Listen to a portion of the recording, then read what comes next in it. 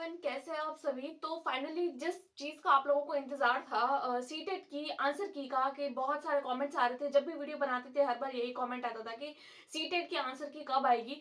तो फाइनली आज वेबसाइट पर आप लोगों की जो सीटेट की ऑफिशियल आंसर की है वो आप लोगों की अपलोड हो चुकी है। अब हम लोग उसको चेक कैसे करेंगे, क्योंकि ऑफिशियल आंसर की तो हम लोग डाउनलोड कर लेते हैं, बट उसको चेक कैसे करना है, क्योंकि बहुत लंबी जो है वो पीडीएफ होती है, बहुत बड़ा बुकलेट होता है, तो उसको चेक करने में हम लोगों को थोड़ी सी जो है वो दिक्कत रहती है। तो आज की वीडियो में मैं डिस्कस करूंगी आप लोगों के साथ में कि आप किस तरीके से सबसे पहले तो अपने ओएमआर को डाउनलोड कर सकते हैं, उसके बाद में अपने आंसर की को किस तरीके से चेक कर सकते हैं, और मेन इंपॉर्टेंट ये बात कि आप लोग अपने लैंग्वेज वाले पोर्शन को किस तरीके से चेक करेंगे, क्योंकि बाकी सारे सब्जेक्ट्स तो हम लोग बहुत इजीली कर सकते हैं, बट इतनी सारी लैंग्वेजेस दे रखी होती है। लैंग्वेज फर्स्ट अलग होती है, सेकंड अलग होती है, और हिंदी इंग्लिश इस तरीके से अलग अलग लैंग्वेजेस होती है, तो हम लोगों को थोड़ी कंफ्यूजन रहती है। तो एक छोटी सी वीडियो होगी, इसमें आप लोगों को जो है वो अपने सारे डाउट्स क्लियर कर सकते हो।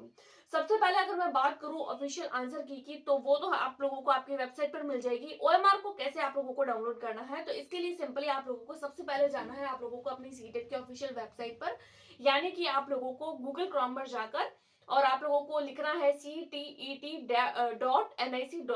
जैसे ही आप लोग इस तरीके से लिखेंगे तो आप लोगों के सामने सीटेट की ऑफिशियल वेबसाइट आएगी।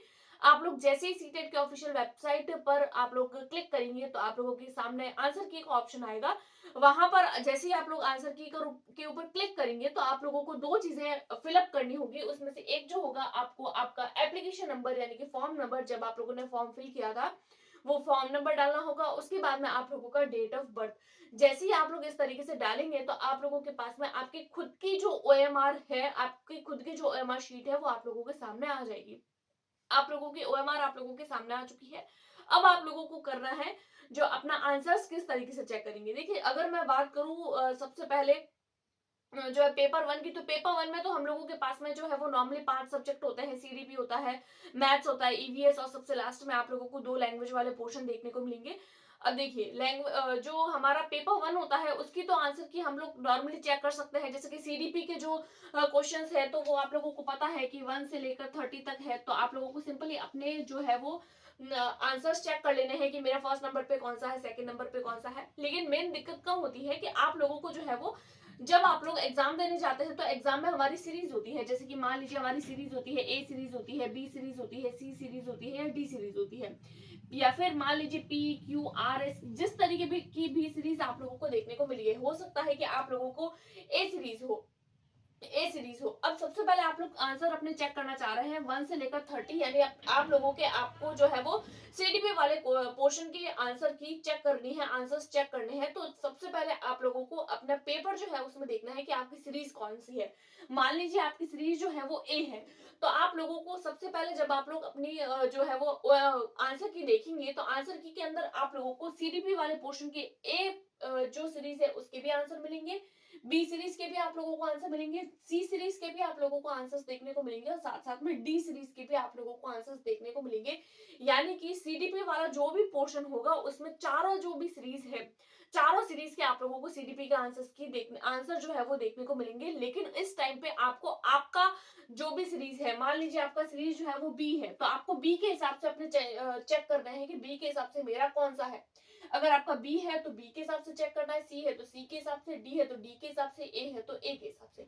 इस तरीके से आप लोग अपना सीडीपी वाला पोर्शन चेक कर पाएंगे। उसके बाद में अगर हम लोग बात करें साइंस मैथ्स की, साइंस और मैथ्स वाले पोर्शन की, और दूसरे अगर मैं बात करूं हम एसएसटी वाले पोर्शन की बात करें, तो देखिए अगर आप लोगों का साइंस मैथ्स वाला पोर्शन है तो सिंपली आप लोगों को नॉर्मली दिख जाएगा, वैसे ही सीरीज आएगी। इसमें भी ए बी सी डी आपकी जो भी सीरीज होगी एज अ सीरीज आप लोग चेकआउट कर सकते हैं। एसएसटी में भी अगर आप लोगों का एसएसटी था तो एसएसटी करिए, साइंस है तो साइंस करिए, मैथ्स है तो मैथ्स करिए, और सीरीज आपको वैसे ही देखनी है जैसे आप लोग सीडीपी में देख रहे हैं।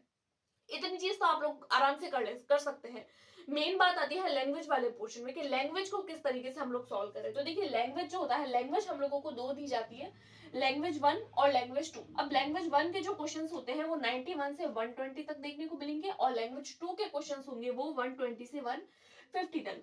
अब यहाँ पर हम लोगों को एज अ लैंग्वेज जो है वो दो तरीके की लैंग्वेज देखने को मिलेगी। मान लीजिए आप लोगों की लैंग्वेज फर्स्ट जो होती है, एक तो होती है हिंदी में, और एक होती है आप लोगों को इंग्लिश में, इंग्लिश देखने को मिलेगी। उसी तरीके से लैंग्वेज टू जो होती है उसमें भी एक आप लोगों को देखने को मिलेगी हिंदी, और एक देखने को मिलेगी आप लोगों को इंग्लिश। अब आप लोगों को अब लैंग्वेज वाले पोर्शन को आप लोग किस तरीके से सॉल्व करेंगे? तो देखिए, जैसे कि मान लीजिए आप लोगों के लैंग्वेज 1 जो है वो L1 है, वो आपकी हिंदी है, मान लीजिए हिंदी है, तो आप लोगों को 91 से लेकर 120 तक के जो क्वेश्चंस है हिंदी के, वो ही आप लोगों को चेक करने हैं। और सेकंड लैंग्वेज मान लीजिए आपकी इंग्लिश है, तो इंग्लिश में आप लोगों को अगेन से 91 और 120 वाले चेक नहीं करने हैं, क्योंकि इंग्लिश पोर्शन आप लोगों को यहाँ पर भी दिखेगा, आप लोग देख सकते हैं, आप लोगों को यहाँ पर भी दिखेगा, लेकिन आपकी इंग्लिश लैंग्वेज 2 है, लैंग्वेज 2 है, इसलिए आप लोगों को 121 से 150 वाले क्वेश्चन चेक करने हैं। तो आप लोगों को ये कंफ्यूजन हो सकती है लैंग्वेज वाले पोर्शन को।